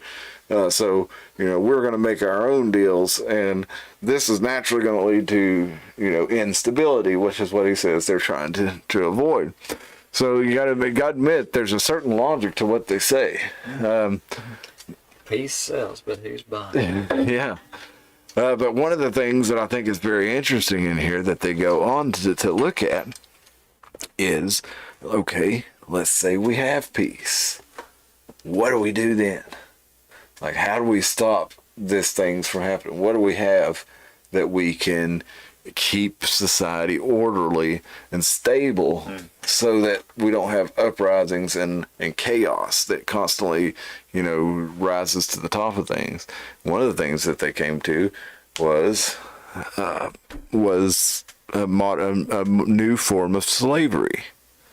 One was like disarmament in the economy, and they talked about how, basically that if you disarm, well, what happens to the arms industry? Like, look at all the people that work in the arms industry. Look at how much, of the national economy trades on, like say, to look at Raytheon, Boeing, Lockheed Martin. Those things are worth billions and billions of dollars. They have thousands and thousands of employees that they pay billions and billions of dollars to. It's like, what do we do with all those guys? Do we just, shut these industries down? Like, do we just, this is one of those things they're looking at. But then he's looking at, well, it's not really that, the economy drives the war. It's really that, or it's not really that the war drives the economy. It's that the economy drives the war. So we've created this military-industrial complex that our whole economy, our whole driving force of our country is dependent on. So now we need a target to point it at, for one. So if we don't have that, what are we going to do with all these people? So another thing they said was basically like a more modern form of slavery. We need something for people to do. So you think of like the war on drugs. You think of, locking up a bunch of young working aged men, people who might be in the military, people who might be, starting businesses, people who might be doing things to disrupt the order of society, to make things unstable. Well, you get them, in prison, and you get them pressing license plates, or you get them, cooking on a line or something for, whatever it is, working at the dump, all these things that we need people in society to do. But we don't necessarily want to pay people in society what it's worth to put up with that. So we get a prisoner to do it. Like working at the dump. It wouldn't be a bad job, but you should pay somebody pretty good for working at the dump. It's a long day. It's hard work. Smells bad. Does some pretty sketchy things sometimes. Yeah, but it's important. So, you want to have a competent person take it to work up there. So in order to get a competent person to put up with that kind of stuff, you're going to have to pay them good. But why do that when, we can make it a privilege for you? Like if you're in jail, well, you want to sit in the jail cell all day, you want to go work with the dump. Well, I'd rather go work at the dump and sit in the jail cell all day. So that kind of thing. And don't get me wrong, I actually think that's the good kind of thing to, have for prisoners if they choose, as long as it's voluntary, to go work the dump. But there's some places where you go to a work camp instead of going to an actual prison, or do community service if you're convicted of something by the state. So they got all these different ways for giving you work to do. That's like we talked about Kamala Harris before with her. Keeping people in prison past when they were supposed to get out so she could have them work as firefighters for, pennies on the dollar or something, pennies on the day or something like that. It's like, so there are all kinds of instances of, the ways that we've re-implemented slavery into modern society by calling it something else. And if you look at the 13th Amendment, it doesn't actually outlaw slavery. It says like, except if you've been convicted of like a felony. So, you have yourself, some kind of drug for personal use. That's just a misdemeanor, but well, we're going to call it intent to distribute. Now it's a felony. Now we can enslave you to You have 0.1 gram over this certain thing. Oh, you're just you know what I mean? Yeah. Distributing this, so you're going to prison. Yep. And so we've got a whole system built up where we put, victimless crimes. We put people in prison for victimless crimes and then give them the opportunity to work off that prison time. So it's like, oh, well, here's your opportunity. You broke the law. You knew it was wrong, even though, this law, you didn't hurt anyone. But now you have the opportunity to work instead of be locked in a cage. So to me, that's pretty close to a form of modern slavery, other than, there you do have a little bit more, you have ability to get out of it eventually in some cases. In other cases, not so much. But I guess that could have been the same then too. But I'm on the wrong page now. I'm on rebuilding America's There are defenses. different periods of time, there were different forms of slavery, and some of them were kind of like that. Like you could work off a debt to somebody. Yeah, like indentured servitude. And then once that was done, you're done. Yeah, so there were temporary forms back then too, I guess. Yeah, it's a good point. And that's how a lot of the and a lot of people like to lessen like what the Irish and Chinese and stuff went through when they came to America and the indentured servitude, because it did end at a certain point. But just like you have Hispanic people that get trafficked in by the cartels and stuff, or even Asian women, especially who are brought out to work in brothels in the Southwest. Like, you can't get out from under these people's thumbs. They charge you such interest that like you come in and you work for them. Like, say these young Asian women come in and work as prostitutes. They've got to work for them for like 15 years to earn enough to actually get out from under them to pay off their debt to where somebody won't come after them. And by then, they've been a prostitute for 15 years and they've not really probably had time to do much else. So it's like, what are their prospects now? So if that's not slavery, I don't know what is. And the same with, with the coyotes bringing young women up for Mexico, or young men too. They could put them to work in, maybe in some cases restaurants, in other cases, but other cases worse things than that. So, that's another form of modern slavery too, that the government doesn't exactly sanction it, but they don't exactly stop it either. So it's while they may not be actually actively implementing it, it's another way that society's controlled, it's ordered, it's maintained. The coyotes do their thing, we don't have to worry about it. The triads do their thing, we just we're not stepping on anybody's toes, we're just going to let it continue. But let's go on down to this other section out here there. Past the disarmament scenarios. Basically, what are we going to do if we don't have weapons? How are we going to stop anybody else from doing anything with their weapons? Which makes sense. I've never understood that whole thing of like disarmament. Like, you expect these guys to give up their weapons and we're not going to give up our weapons? Like, what, you think we should give up our weapons? No, that would be stupid. Why would we give up our weapons? Oh, yeah, you got a point. Okay, well, then why should the other guys want to give up their weapons? I mean, it does create a certain equilibrium, so I do get that, but then you get back into something like Tesla being like, I know, let's give everybody earthquake machines, then there'll be no war because everybody will be afraid that, this guy will use his earthquake machine on them. Well, we're kind of at that point with nuclear weapons, everybody wants nuclear weapons because they know if they have nuclear weapons, nobody's going to fuck with them. That's one thing that, Russia holds, that even North Korea holds. They're like, we not be able to shoot them very far, but we have nuclear weapons, so don't mess with us because you don't want to see what we might be able to do to Japan. That's what, North Korea says. Like, what the fuck? Yeah, like, we didn't do nothing to you, man. It's like, we've been through this. We don't want any more of it. Yeah. And Korea's like, keep your dog off my lawn. But yeah, neighbors, it's tough sometimes. But the plan for perpetual peace in Europe, they talk about from Abbé de Saint-Pierre, his plan 250 years ago. Bill. Hey, what's up, Spill? Glad to have you with us. At least you got here. So. Yeah, better late than never. Yeah, we've been having a good talk, me and Dustin and Alvin here, and Josh. Had to make my sweet potatoes. Okay, I'm interested. Man, you know what I made for breakfast? Or for lunch? I made bacon. I made biscuits and gravy.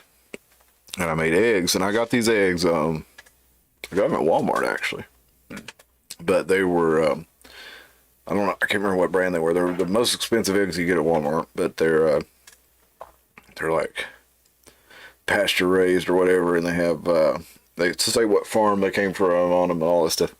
Anyway, I usually get, pretty good eggs. The organic, cage-free or pasture-raised, whatever I can find that's, better than the regular though don't believe when they say vegetarian fed, because chickens are not vegetarian. Chickens eat bugs and mice, so I don't want them to eat Like, have you vegetarian ever eggs. watched a chicken strip a mouse clean? Yeah. You're like, yeah, they are dinosaurs. That's what I want my chicken to eat. I don't want my chicken just eating corn. Yeah. But anyway, this I think this one may or may not have said vegetarian fed, but some of them do. That's right. But It's a lie. the ones I normally get are like NC Natural. They're like Nature's Choice or something like that. They're like $4 or $5 a dozen eggs, and like if you get a regular store egg, they're bleached completely white, and they are. When you crack the egg open, it's like a light yellow. Okay, so you get the Nature's Choice eggs, and they're like a light orange. They're not quite what you get if you have your own chickens.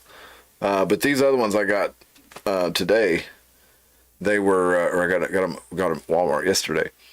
These were almost like if you have your own chickens. These were a bright like dark orange, and I cooked them next to the other ones that normally I'm like, hey, these look pretty good. These look like almost like actual eggs, and it was like night and day difference. They made them look like those bleached white store eggs with the light yellow yolks. The taste was almost identical because the other ones, like I said, they're still pretty good eggs, but these were pretty amazing, and I can't remember what they were.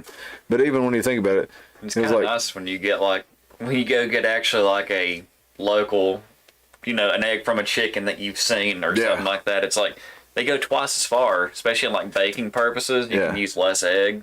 You get more result. I get eggs. My mom has chicken and duck eggs, so I got access to eggs when I want and stuff. Those things are definitely high in. They got to be high in Calories protein. and protein. Yeah, they're a little bit bigger, but they are far richer as far as need, like you said, they go a lot longer, a lot farther in recipes. But if you just cook you one over easy, it's like super rich. But yeah, there's nothing. I mean, like the eggs my mom gets are, these ones that I got at Walmart the other day are probably 90% there. And even when you pay those, I mean, they were $6. It's still just 50 cents an egg. I mean, that's really not that bad if you think about it. I ate, 4 eggs and a couple of pieces of bacon, and you're like $3 on your meal, so not too bad. Let's see. Spill, you don't like eggs? The dark orange yolks, yeah, that's the ones you want. But yeah, I had that, and I made some biscuits and gravy too, though. I like bacon gravy. Do you like sausage or bacon gravy better? I'd probably say bacon, because I'm not a huge. It's like I do stuff with sausage gravy, but I'm not a huge sausage fan. I like sausage in the gravy, but gravy in instances like that. But you're like, oh, just to eat sausage. I'm like, I like it.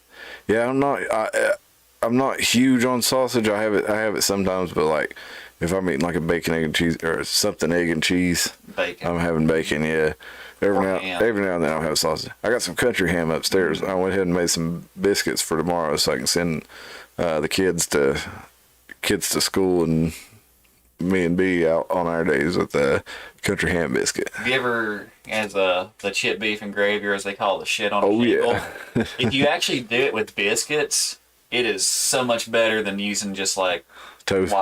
toasted white bread. I like it both ways. Now, do you like the? biscuits or croissants? Like just rolled croissants. Yeah. Oh, I've never tried it with croissant. I bet that would be good. Especially the ones that are the buttery, flaky ones. Now, have you ever made it? You remember the Carl Buddig beef that you used to be able to get in the deli section? It was processed. It was chopped, pressed, and sliced beef, and it was like. It was the roast beef. You'd buy a little package, and it was like 79 cents, and it was enough to make you a small sandwich. Oh yeah, the butter. Yeah. Yeah.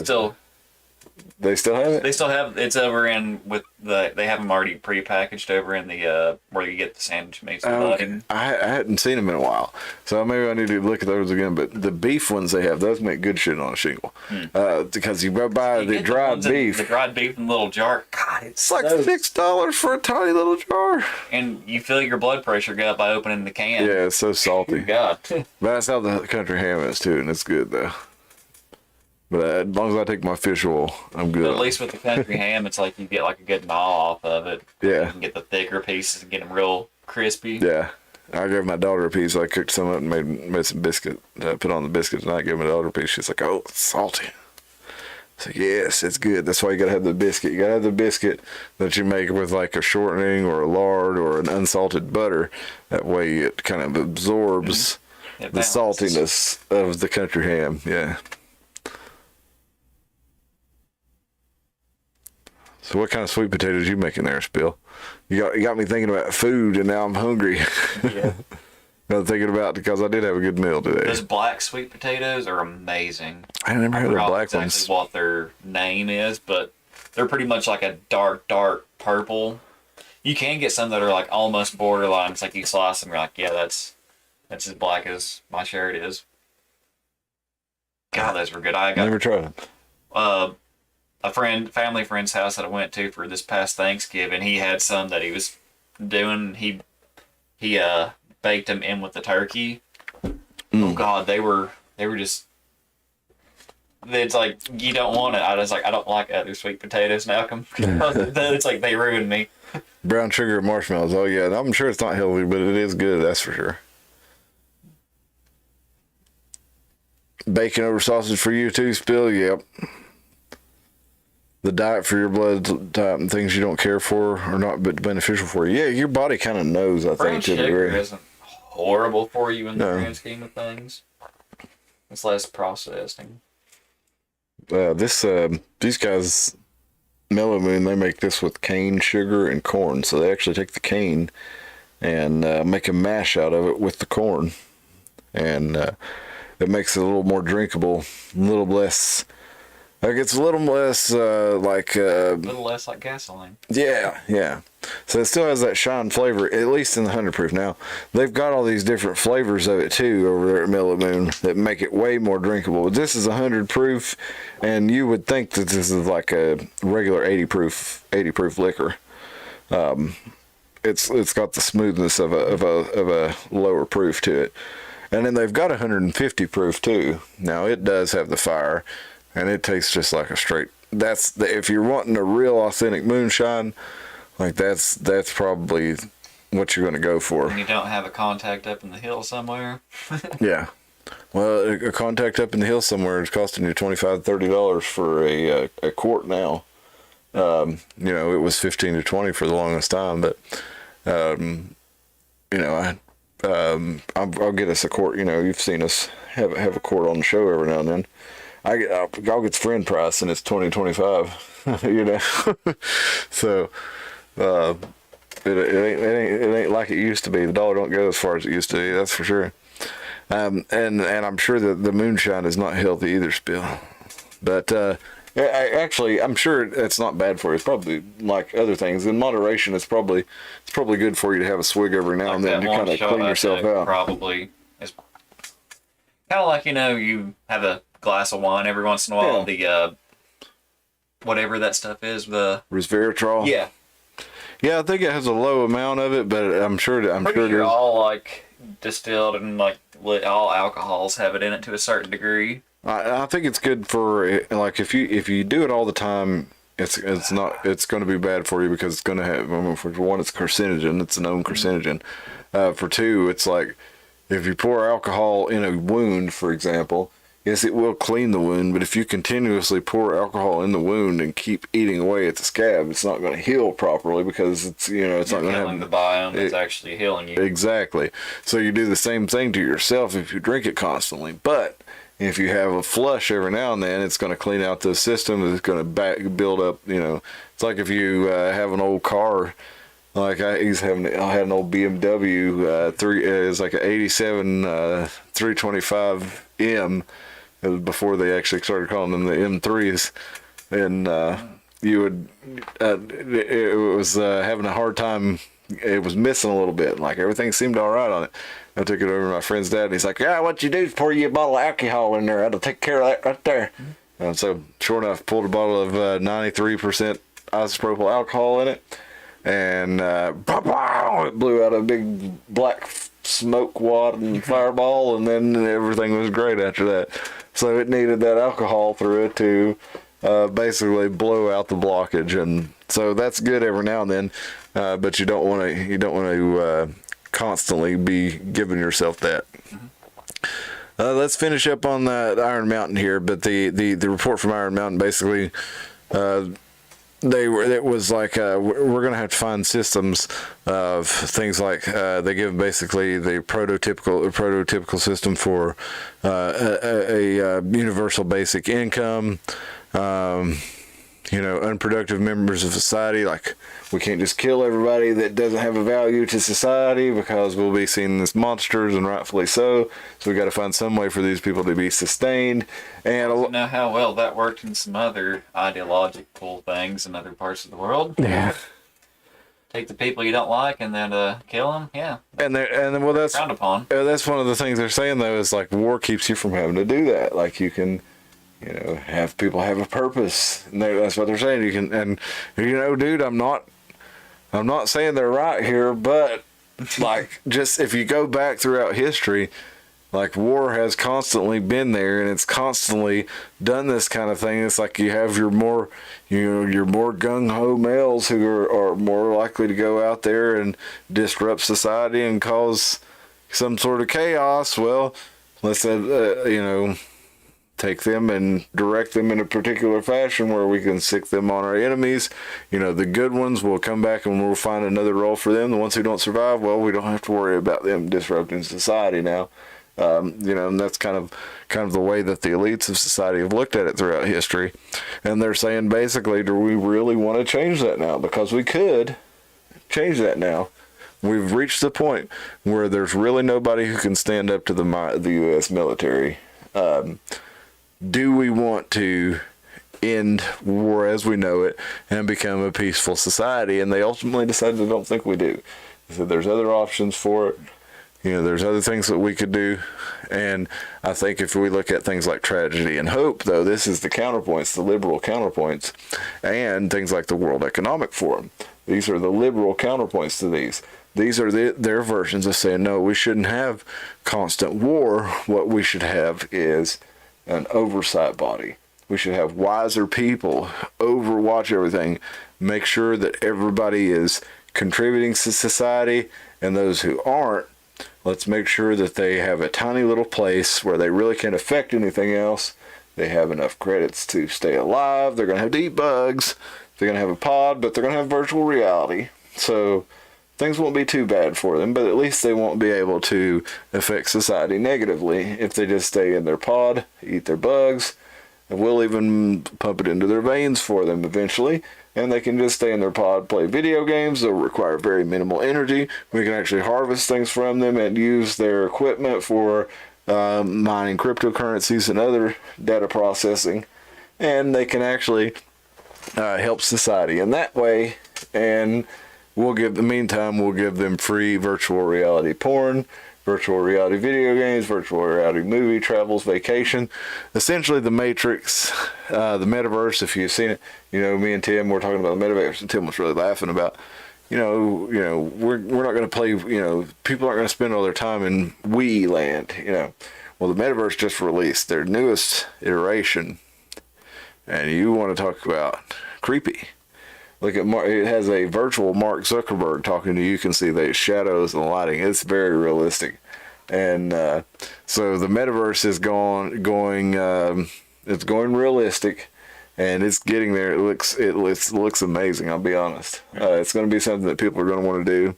They're going to want to plug themselves into this stuff, and so I think the other side of this function of the report from the Iron Mountain.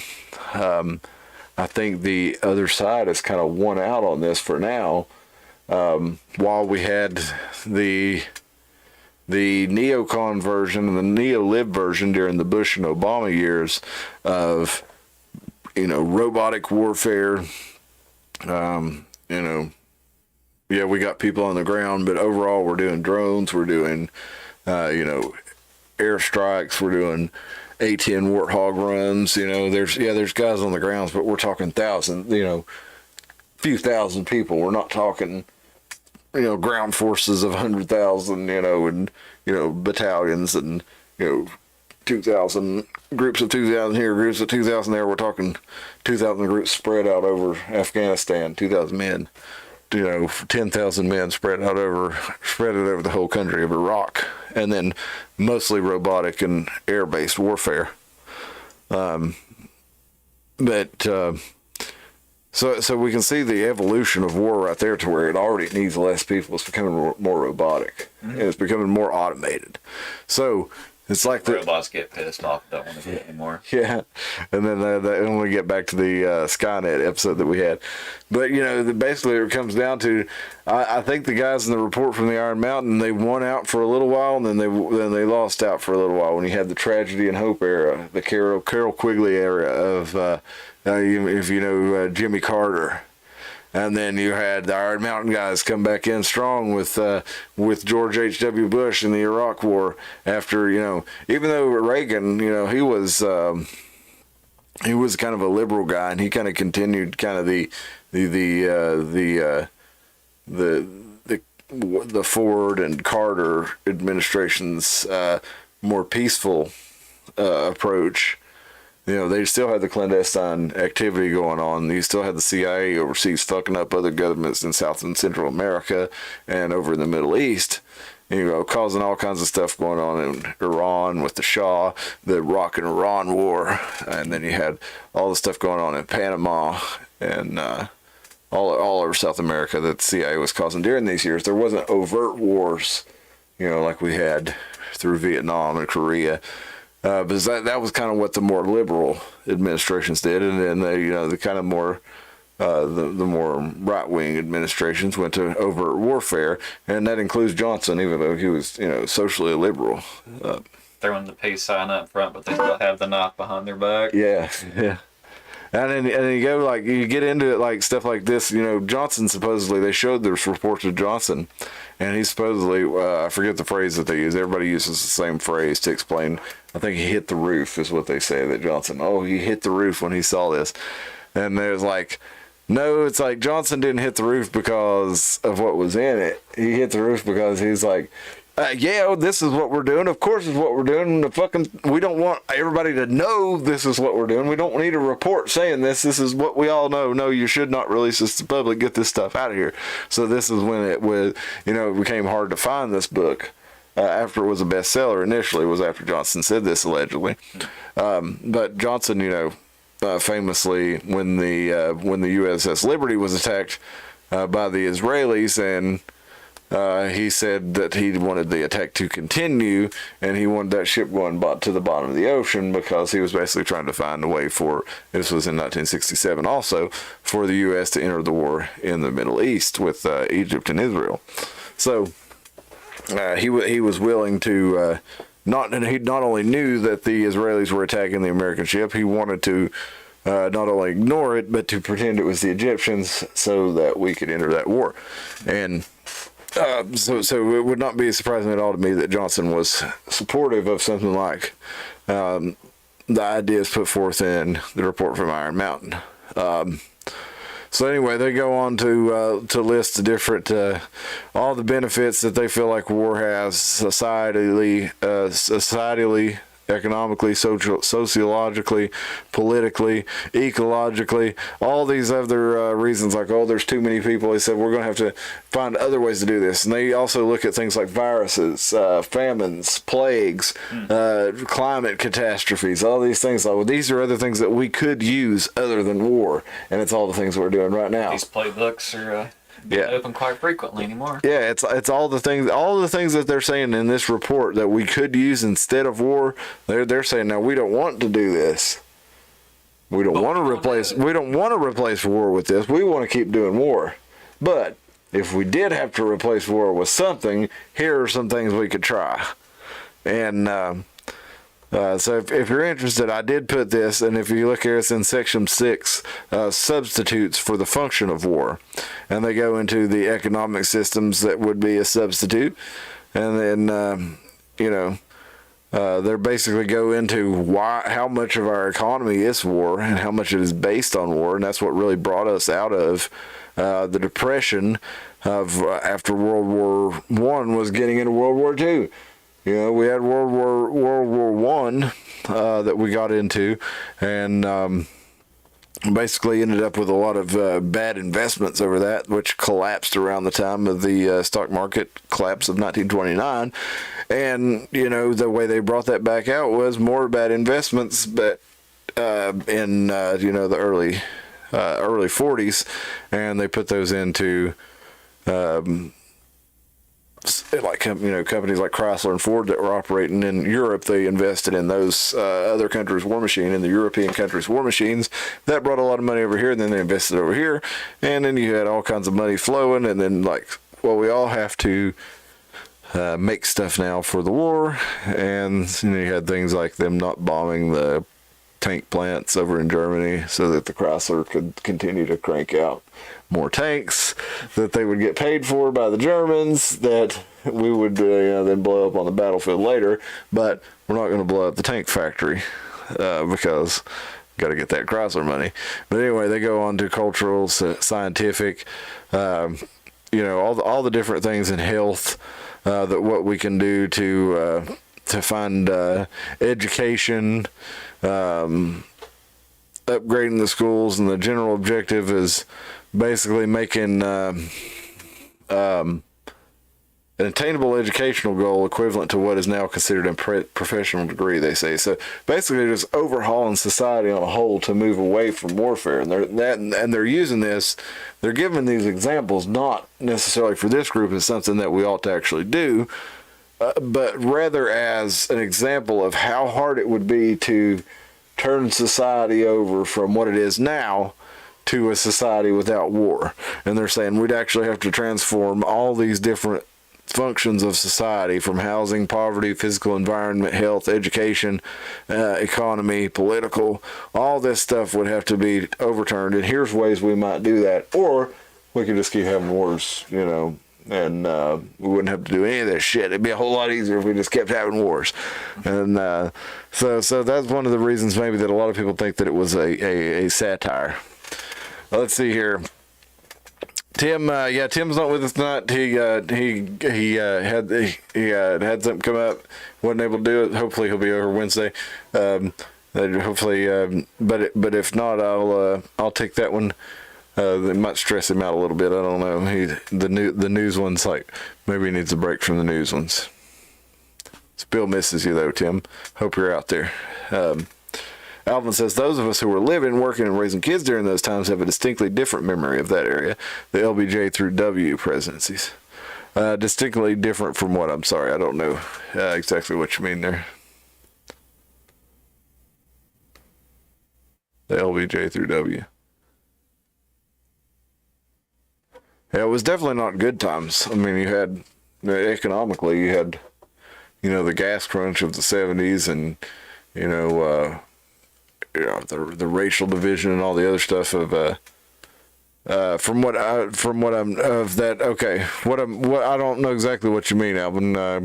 Let me know exactly what you mean, because I didn't mean to suggest those were good times if that's how it came off. But the LBJ ramped up the Vietnam War, so I don't know why that would. It was actually Nixon that tried to bring that to an end. So you had Nixon. There was kind of at least on the foreign policy, he was the opposite of. I don't know if it's the opposite, but he was the moderate compared to what LBJ was, in my understanding. LBJ was trying to get a lot of different wars going in a lot of different theaters. Well, man, we're almost midnight. Let's get you. Let's talk about the Carter match in a little bit. The Carter Mansion. The reason I wanted to talk about the Carter Mansion is they were doing a demolition at the Rogers Tavern in Rogersville, and they found the original 1790s era log kitchen at the Rogers Tavern there. So I thought this was pretty cool. They tore this thing down. They were remodeling. They were going to tear off some of the stuff that was built in like the 1940s. Or no, the early 1900s, and as they were tearing it off, they found that there was this whole other section under here that was original to it, built in the 1790s, that they didn't know was there. It was a whole kitchen that was kind of separate from the rest of it. So if it didn't, if it burned, the rest of it didn't. The rest of the house didn't. So let's watch this real quick. I'm not gonna watch all of it or anything, but.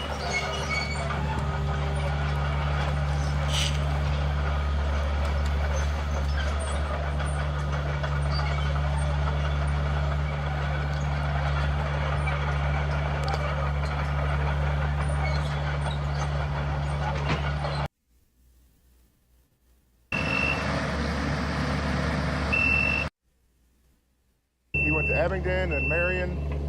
Everywhere he stopped, he said, good food, except for Rogersville. So this must be where the unnoteworthy meal was made. All right, well, what are you standing in front of? Well, this looks like it was the original kitchen for Rogers Tavern. We did not realize that this log structure was here until we started to take down the additions. And then we discovered the log part, so we just stopped and then working around it so we can restore this as well when we restore the tavern. Okay. Well, so what did they do? They built the new additions in the 1800s? Yes, and just over top of it? Just wrapped right around it. Huh, okay. It was here the whole time, just nobody knew it. What was in there? In modern times? Kitchen. It was the kitchen still? It was still the kitchen. Okay. All right. And a little history lesson. Why did they build their kitchens away from the main house back in those days? So when they caught on fire, they didn't burn down the whole place. Yeah. That's the reason they did it. Yeah. Separate. Okay. So I mean, when you guys were doing your work here originally, how did you realize that this was not, just part of the 1890s or 1920s edition? Well, when we started tearing off this side over here, and that big excavator hit this wall over here, and those logs that are sitting over here started hitting some logs, that's when we stopped. Yeah. And realized it was log. Yeah. So then we started picking gently. What is the evidence? I know I gotta ask a dumb question sometimes, but what is the evidence that tells you that this is maybe part of the original tavern? That the dovetail notches, the logs, everything is exactly the same. And it looks like, and I'm just now discovering this, there may have been a dog trot between the two buildings. It was maybe covered. Oh, okay. But open. Like a covered. Like a breezeway. Okay. Alrighty. Well, so I didn't realize you guys were you're so ready to move to this next level. What is the timeline now on this project? Well, the Hair Association finally had enough money to be able to do this part. Yeah. So we're going to do this. We've got it all sealed up, and we're going to tarp over this. And then hopefully we're going to be able to. We're doing fundraisers now so that we can go ahead and do the rest. Okay. Any grant we get, it's going to be a match, and we have to come up with a match. Okay. Are there grants out there right now that you've applied for? There's none we have applied for because we don't have anything for a match yet. Ah, okay. So that's what we're working on. So you just spent all your money on this, on the demolition? Right. Okay. So starting over now for the grant match. Right. What kind of fundraisers are you going to do? Well, we're doing music in the park. Melissa, the executive director of the Hair Association, she'll come up with something. Okay, and then you had like the salad luncheon and stuff like And that. the salad lunch and all that goes towards. So I think tonight I'll actually change the episode name to the Rogers Tavern instead of the Carter Mansion, because we'll just talk about that, because I think that's pretty cool.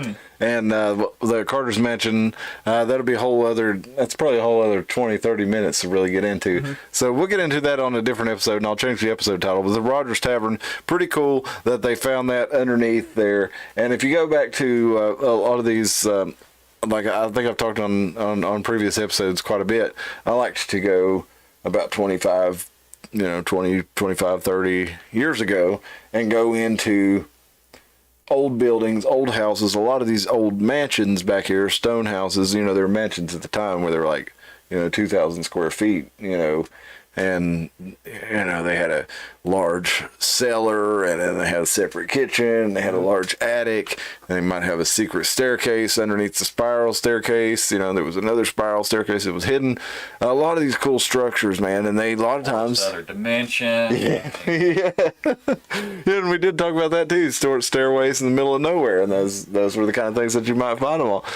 But this is another thing you would run into a lot and things like that. And I run into it a lot in my line of work, is houses that were built on top of older houses that were like I came across one the other day. It was an 1850s cabin that was out on Dave Buck Road. It used to be out in the middle of the field out there between Dave Buck Road and the old highway, and somebody had moved it up to Dave Buck Road from out in the middle of the field. And it was an 1850s cabin, and I talked to the guy who'd put the chimney on it, and he had made it a modern chimney and a modern fireplace in it. And he was telling me all about it. It was really cool. And there's a lot of structures like that are still around here. And the Carter Mansion is one of them. It was the biggest frame house in Tennessee. It was the oldest frame house in Tennessee. And as I understand it, we also have the oldest brick house in Tennessee on Blue Springs Road. So I think that's pretty cool. But anyway, we'll get into the Carter Mansion on another episode. I've ghost hunted in the house on Blue Springs. Have you? Is it the oldest brick house in Tennessee? I want to think that it is. I can't confirm one way or the other. Have you? But you've heard that though. Yeah, I've heard that too. So, if anybody knows anything about the oldest brick house in Tennessee, maybe you can help us out. But Alvin, Mud Flood Much fundraiser? You mean like biscuits with bacon gravy? Yes, yes indeed.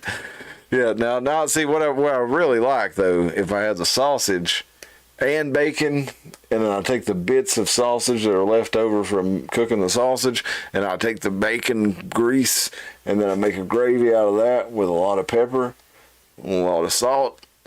Then that's my ideal gravy, with bits of chocolate or chocolate. Where did I get chocolate? Bits of sausage in it, but bacon gravy with bits of sausage in it. That's my ideal gravy.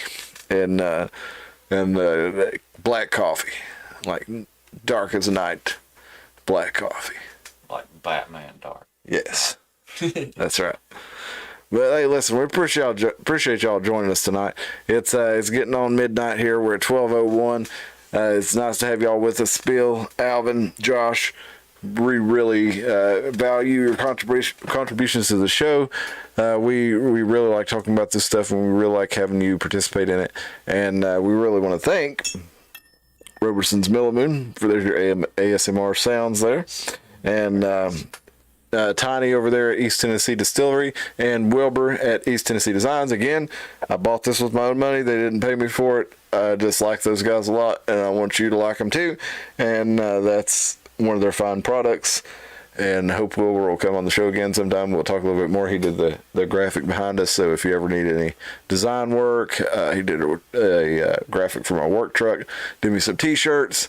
We really appreciate Wilbur, and definitely want to put you in his direction. East Tennessee Design, Toxic T-shirts, and East Tennessee Distillery. So at any rate, it is midnight 01, and we're going to get out of here. We will see you Wednesday when we get into the news and current events. Hopefully Tim will be with us that night. It'll be me and Tim getting together over Skype and going over the news of the week, and there's a lot to get into. So we'll see you then. Everybody have a good night. Go over to Rumble, like us there, follow us there, like the video, subscribe, and share this one with a friend. Thank y'all. Dustin, grab that banjo and play us out. Oh, where'd it come from? Yeah, well, I figured you never did put it back in the case, so.